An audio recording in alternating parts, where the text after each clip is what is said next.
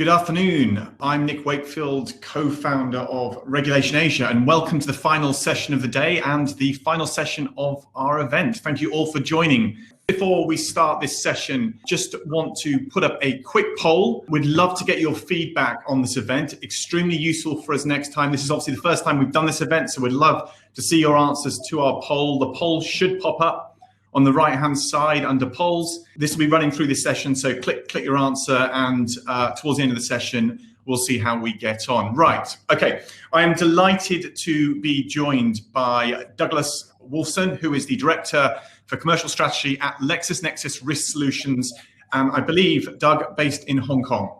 Correct. Thanks for having me, Nick. I apologize. I wanted to get a little fireplace, maybe a fire up on the wall behind me and get a little glass of whiskey or something, but fortunately, no whiskey. We're back in the office. Yeah, I'm in the UK, so it's a little bit too early for me to be drinking whiskey, but there we go. Yeah. So we'll dive straight into it. We've got 25, 30 minutes, so let's crack on. Thanks very much for joining the session, Doug, and perhaps it'd be great if you could give a quick introduction to yourself and your role at LexisNexis Risk Solutions to set us up for this session. Sure. So my current role here at LexisNexis Risk Solutions is that I'm the Director of Commercial Strategy for our financial crime compliance solutions. We're a technology company, and we're very focused on giving fraud and financial crime solutions for digital and physical risk that we're facing. When I talk about physical risk, I mean identity risk. Prior to that, I spent 16 years in various risk management roles in financial institutions, and also sold a bit of cybersecurity solutions as well in the financial institution space. So it's a bit of a background on me and the role that we're doing now. Excellent, fantastic. So we had a chat last week in the run-up to this event. I found it quite interesting to understand from our conversation your definition of digital identity, certainly in the context of the work you're doing in the industry. Perhaps you could set the tone for the conversation by giving us an overview of how you view digital identity. Absolutely, and I think it's interesting because it is a little bit different than the way that the market talks about it. I think when the market talks about it, and we heard this a bit before on the panel about an hour ago, when the market talks about digital identity, oftentimes it's talking about your physical identity characteristics, your physical identity attributes, except in a digital form. So it's still your name, your birth date, your gender, all of the information about you that would go on your passport, that goes into the chip on your passport, except it's been digitized. So It's easy to use and it's very straightforward, and it can be machine read, which is fantastic. What we find is that it doesn't necessarily help to mitigate risk any more than using the physical identity attributes. So we've actually started calling it digitized physical identity rather than digital identity. And so what I mean when I talk about digital identity is something a little bit different. It's who are you when you go online, when you log into your computer, when you pick up your device, who are you when you're accessing your bank accounts, your e-commerce accounts, when you're transferring money, wherever it might be. And the attributes that we talk about there are things like your device information, your location, importantly, IP address, email address, Wi-Fi router information, delivery address if we're talking about e-commerce, and even so much as your behavior when you're online. And the reason why this is important, and I know we're going to talk about it in pretty good detail, but the reason why this is important is very simply, let's say that you were in Hong Kong, you were in Singapore, and you're of Iranian descent, or you have an Iranian family, and you open up an account. It's perfectly normal. It's perfectly allowed. You open up your account in a location throughout Asia Pacific. No problem. If you then go back to Iran and use that account, depending on what that activity is, and we just had the sanctions session, so everybody should know well about that. But if you do certain activities, your bank might not want that. And so they'll block you from logging in from Iran. If 2 minutes later you log in and you're coming from France, or you're coming from Hong Kong, or you're coming from Singapore, because you're using a VPN, your bank may just let you back in because it looks like you're clean, even though you're clearly sitting in Iran and you might be doing sanctioned activity. So when we talk about using digital identity versus digitized physical identity, we're talking about real-time risk management for institutions, versus the same way that you would use physical identity now to manage a customer and that KYC risk. Yeah, so it's interesting. So the big question from my side would be, do you think, is digital identity attached to an individual, or is it an entity, or is it something completely different? So it's generally attached to the individual, but that comes with a bit of a caveat. And the reason why it comes with a caveat is you can imagine, I have a computer at home, I have a work computer, I have a tablet, I have a phone. And so all of those things would necessarily be attached to me. The Wi-Fi router that I use at home would be attached to me. However, my wife uses some of those devices as well. And so they would be attached to her. And so there is some overlap there. It's not distinctly the individual, but it is looking primarily at the individual and who controls an account.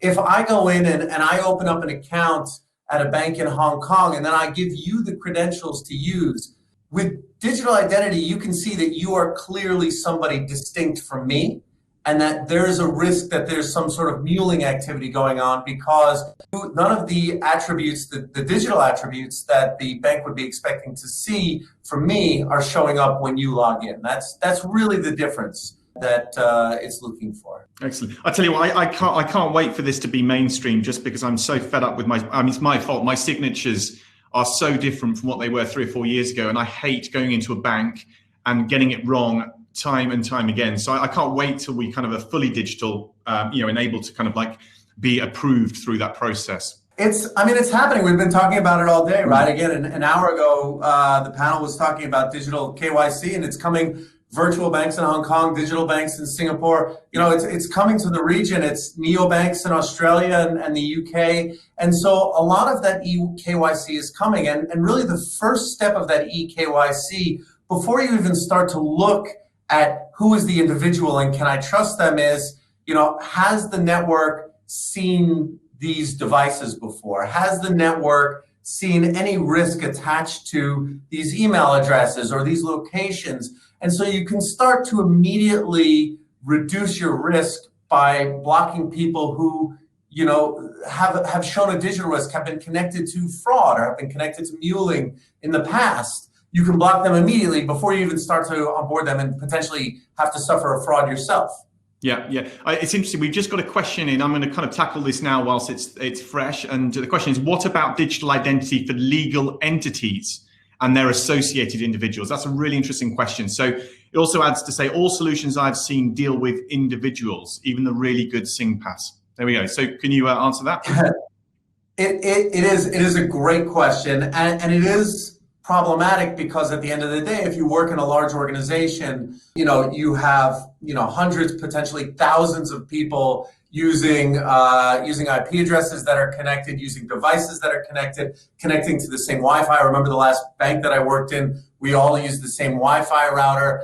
And so at the end of the day, all of those devices can be intermingled and used by various different people. So that's where it becomes problematic and why that entity solution hasn't been perfected yet. But it is absolutely something that we look at. And for instance, if you look at, just the device aspect of it, and this is so much more than device, but if you just look at the device aspect of it, my work devices, my work computer that I am broadcasting to you from now, if I have been on, say, my bank account or my e-commerce account with that device, it now knows that device as well. And so it can connect all those things back.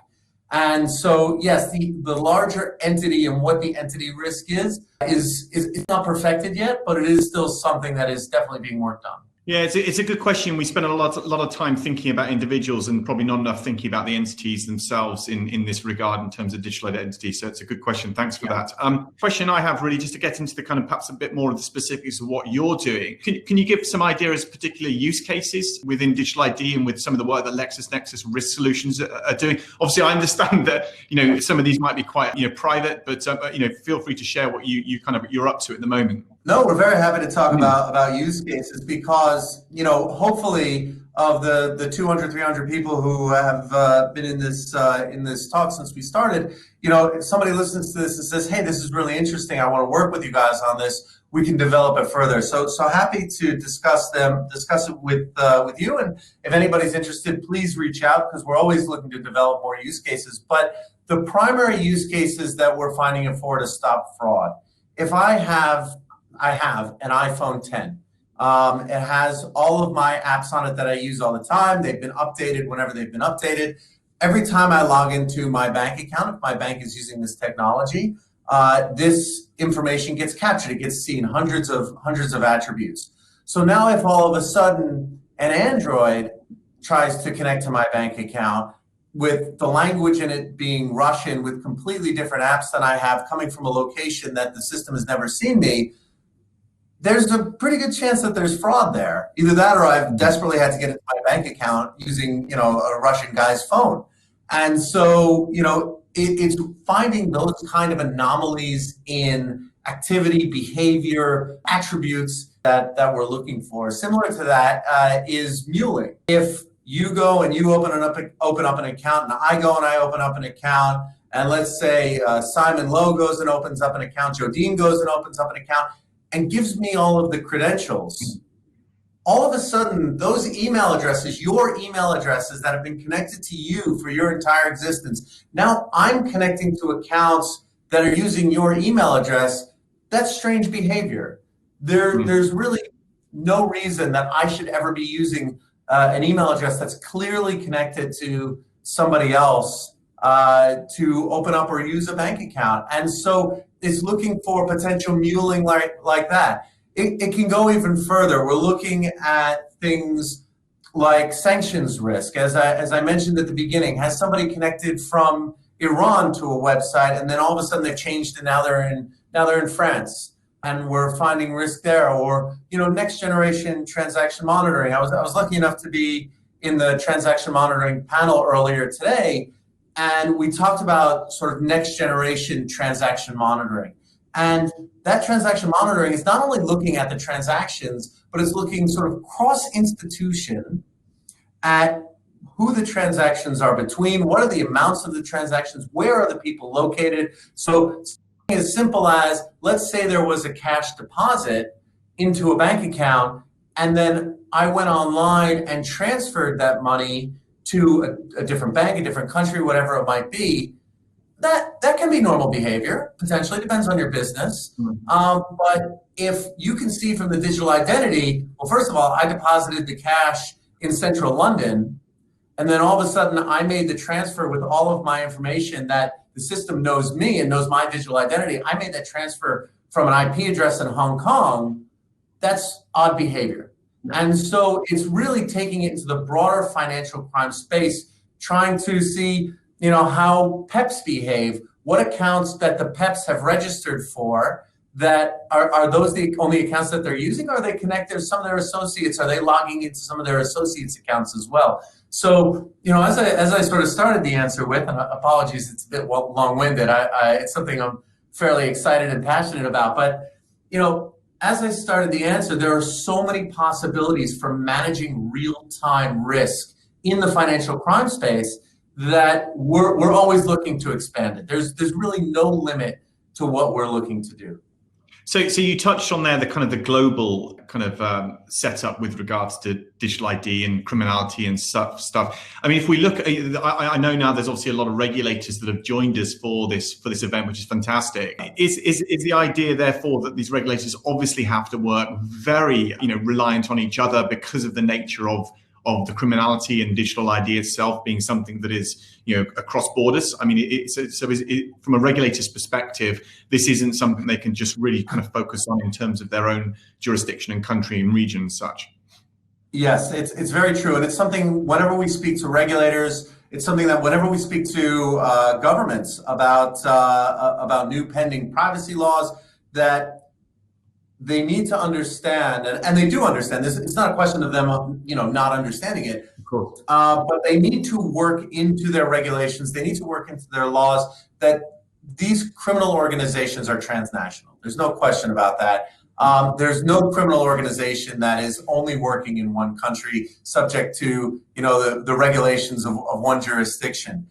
They are cross-national, and so we, trying to stop it, need to be transnational as well. And we need to be able to share data, not necessarily just between the FIUs, but potentially, if you have a criminal organization that's using accounts at 5 different banks in, say, 15 different countries, those banks in those different jurisdictions need to be able to work with each other. Otherwise, one bank is only going to see certain parts of it. They're not going to be able to see the whole thing. What we're trying to do with our technology and with the digital identity information is bring them all together. And to your point, we've started in one jurisdiction, but our hope is really as other jurisdictions, as other regulators start to see and understand what we're doing, that we can build that out and start to show them risk across multiple jurisdictions.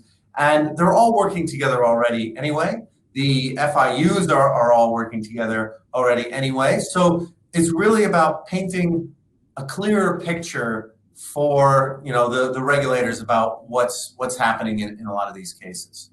Yeah, absolutely. And so, what has their reaction been? So, what has the regulators' reaction been to the technology and your technology and others in other peer companies to yours?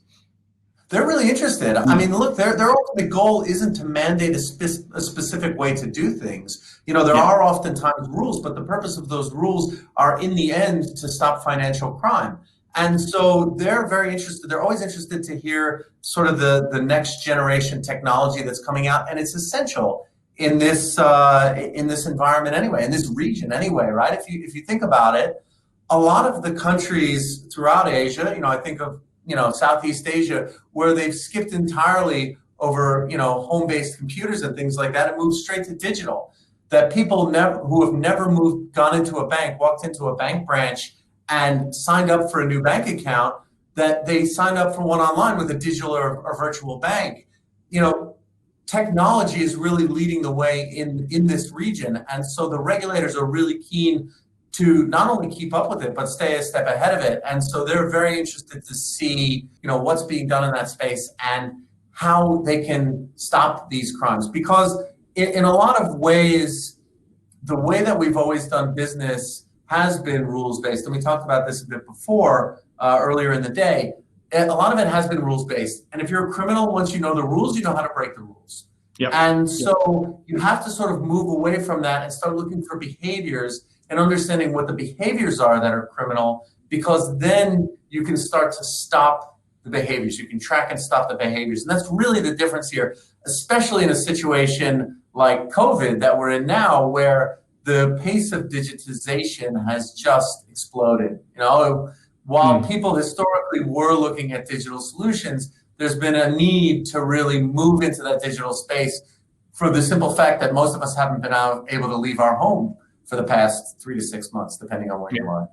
Yeah, absolutely. And that's an interesting segue to kind of talk a bit about AI and privacy, I suppose, in terms of the development of new technologies in this space, because I guess fast track because of COVID and because it was always kind of going in that direction anyway.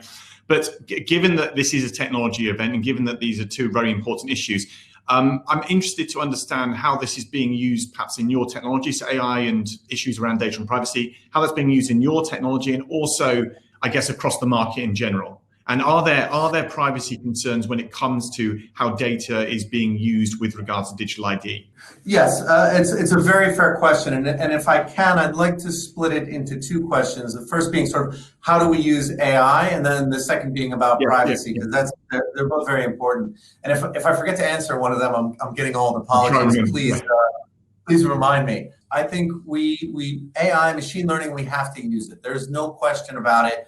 I think at the end of the day, computers can process so much information and do data analytics so much faster than we can that it's a must in this day and age. You absolutely have to use it. And it's really important because, we don't always see the risky behavior immediately. But the computers, when they're doing the analytics, they can see behavioral anomalies much quicker than a human doing the analytics can. And so it's very important to have those types of algorithms. And we use them in terms of looking for fraud. We're using them in terms of trying to, we were talking about before, shrinking the size of the haystack when you're looking for needles and transaction monitoring. All of these things, you have to use it as part of those data analytics. Now, it sort of moves into the second part of the question, which is privacy. And privacy is essential. And I think, when we talk about privacy, oftentimes we talk about companies as monoliths. At the end of the day, all of the people working for the companies that are collecting a lot of personal data, information about us, they're collecting information about their employees as well. The people who are creating the algorithms are having their information collected as well. So they too want to make sure that there's privacy surrounding it. And so the way that that's done in this day and age is through encryption and anonymization.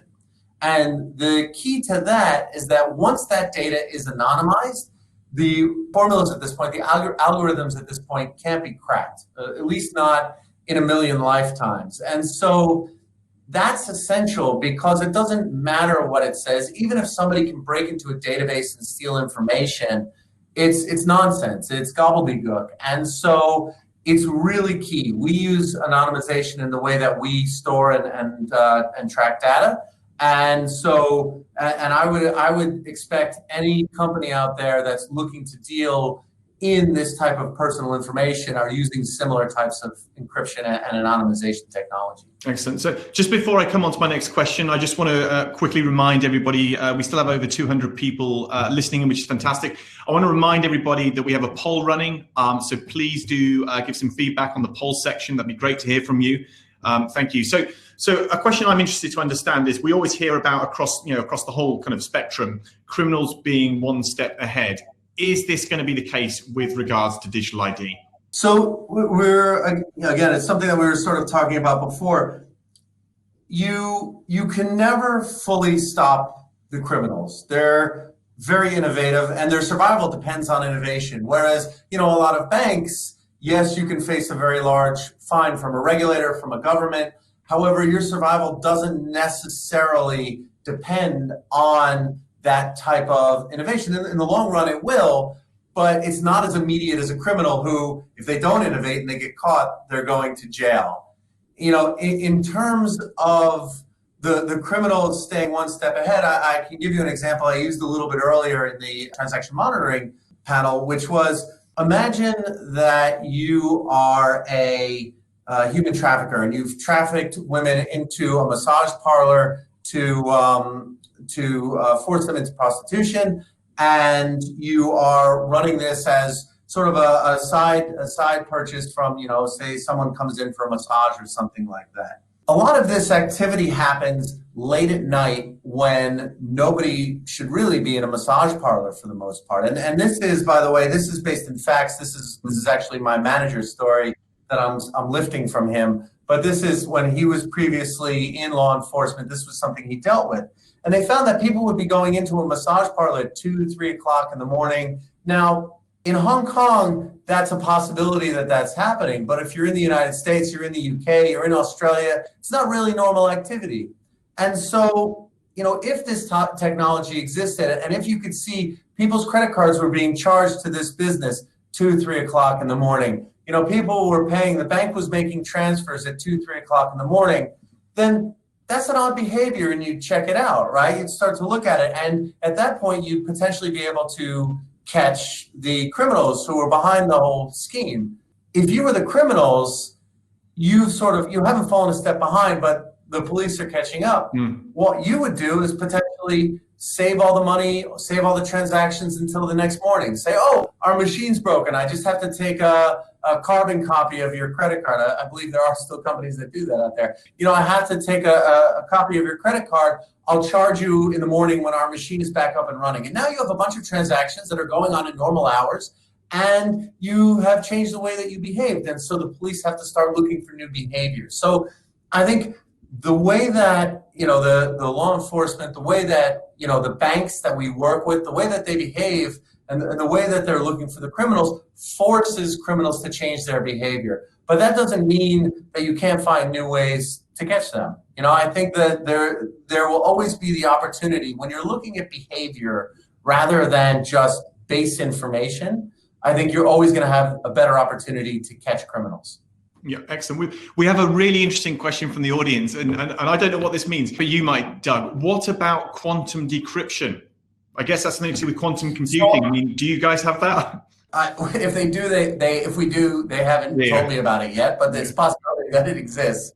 It's certainly not a product that we're selling because I don't think that it really exists at the level yet that it can break these types of algorithms. It's possible that one day in the not so distant future it'll exist, but as of right now, I don't think it will. And I know that there are plenty of researchers out there working on the types of encryption approaches that will work in a quantum computing environment. And so there's a hope that, if you change the way that you encode things, maybe quantum computers won't be able to decrypt them. Unbreakable. That's a great question. Yeah, it is a good question. It's really big. As someone who studied French and international politics, well outside of my area of expertise. Excellent. So it's a good question because it also leads us on to kind of my final question, because we have a couple of minutes left, and I just want to touch on crypto. It's something I must admit I know nothing about, and probably on purpose. Are you guys doing anything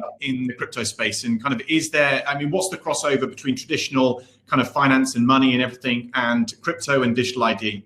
We absolutely are. And there are two reasons for this. The first is, although cryptocurrencies are pseudonymous, they actually leave a trail much better than cash does as to, how a person is operated. And so we are very much working on it, and I can get into that in a second. The second reason is, most of the time, if you have a criminal syndicate that's in the cybercrime crypto space, they're also committing crimes in the real world, in the banking world. And so you want to understand what they're doing in the cyberspace so that you can also stop what they're doing in the fiat space. And what we're doing is actually it goes back to the 100% of the digital identity. And so let's say there's a ransomware attack, whoever the attacker is will give a wallet ID, the public key, for someone who's been attacked to pay into. And there are a lot of companies out there that collect those public keys, put them into lists, and distribute the lists so that crypto exchanges know what to look for, know those wallets, and they don't service them. What we're doing is looking to take that to the next level, which is to ingest that public ID and that public key, and then look at how it connects to the digital identity and look for all of the other public keys, all of the other wallets, the cryptocurrency wallets that are connected, that we've seen connected to that digital identity, whether they're dormant, whether they haven't been used yet, whether they're used for nefarious purposes, whatever that reason might be, to be able to highlight all of those public keys connected back to that one criminal public key, so that an exchange, a crypto exchange using technology, can block all of those wallets and make sure that they're not dealing with, a potentially future criminal wallet as well. So it really is, when I talk about trying to build the future, this is really it. And we're always looking for, entities, companies like crypto exchanges to work with to help develop these out further. But that is very much the space that we're looking to develop this technology in. And are you getting kind of similar? I mean, obviously, I understand the crypto exchanges and people involved in the crypto world as their kind of dedicated business. But are you getting financial institutions themselves and other kind of services for, FS companies kind of asking you and talking to you about crypto and the risks there? Because obviously there are transfers from fiat to crypto from their bank accounts, et cetera, et cetera. Well, yeah, and that's it. And at the end of the day, when there's a transfer and an exchange between fiat and crypto, or crypto back into fiat, that money has to go somewhere. And so, there have been, FedF gave about a year ago now, a little bit over a year ago, they gave guidance on recommendation 15, recommendation 16 on cryptocurrency, and how banks should be essentially treating them like correspondent banks when they're doing their due diligence on the crypto exchanges. Due diligence. So yes, we're talking to them about that. Not a lot of them are actually accepting crypto or trading in crypto for this point, because there's still a lot of risk around that in the pseudonymity, but they are definitely looking at it and definitely investigating how to enter that market, but how to do it without, falling afoul of regulators or finding any criminality. Excellent. So we have 30 seconds left. Doug, is there anything that you'd like to add before we kind of wrap up this session? First of all, thank you everybody who stayed on to listen to this. This is something I'm very passionate about, so I'm glad I was able to share it with you. I know it's the end of the day here in Asia, and so I appreciate you guys staying on. Really, it's just to understand your risks better. Understand that everybody is moving to digital. Your company is moving to digital. All of your competitors are moving to digital. And so you need to understand the risks that are in that digital space. The risks, especially in banking, if you have an online platform, which you do, if you have a digital banking arm, which you may well in the very near future, you're dealing with these digital risks. And so you need to understand more than just the physical identity of your customer. You need to understand the digital identity of your customer and how they're going to operate once they've been onboarded on your platform. Fantastic. Douglas, Really. Thank you so much. Douglas Wolfson from LexisNexis Risk Solutions. Thank you for this session and have a good evening. Thank you. Thank you very much.